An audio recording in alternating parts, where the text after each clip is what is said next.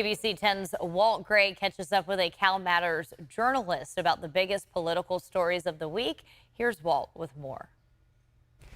Welcome to our weekly discussion of all things current in California politics. I'm Walt Gray. Joining us this week, we have back reporter Emily Hoven, a political expert for CalMatters.org.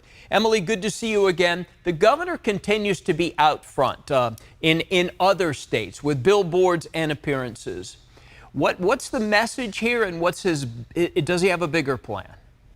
That's the question everybody's asking. You know, he's been making trips the past couple of weeks to New York, where he was touting California's environmental policies.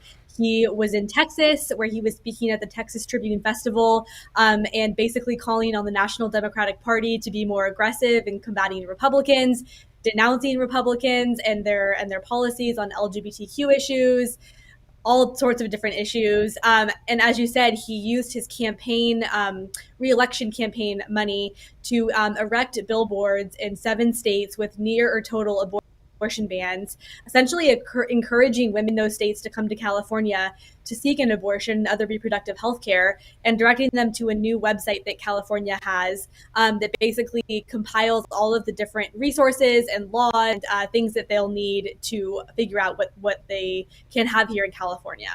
Now, when the governor is in the state, he had some bills that he had to sign. He had some bills that he vetoed.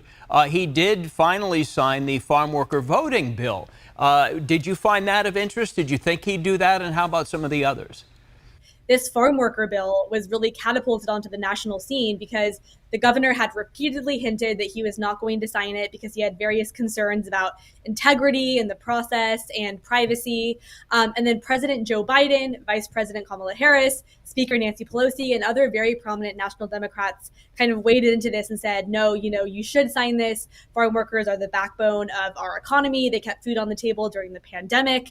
And so we saw this sort of interesting turnaround where out of nowhere, somewhat, the governor showed up at a vigil that farm workers had been holding outside the Capitol and signed the bill. But what is interesting to note is that the bill, he signed it on the condition that there will be very significant amendments added to it in the next legislative session next year, which also suggests that he is pretty confident about his capacity to be reelected in November, because in order for those changes to be enacted, he's assuming he can sign those next year or the year after. Also, the inflation checks are going out next week, Emily, and so who gets what check and who qualifies for this? Californians who earn less than $500,000 as a joint filer, and I believe $250,000 as a single filer, are eligible for checks of up from $200 all the way up to $1,050. And the exact amount you're going to receive is going to depend on your precise income level and the size of your family and whether you are single or have a partner.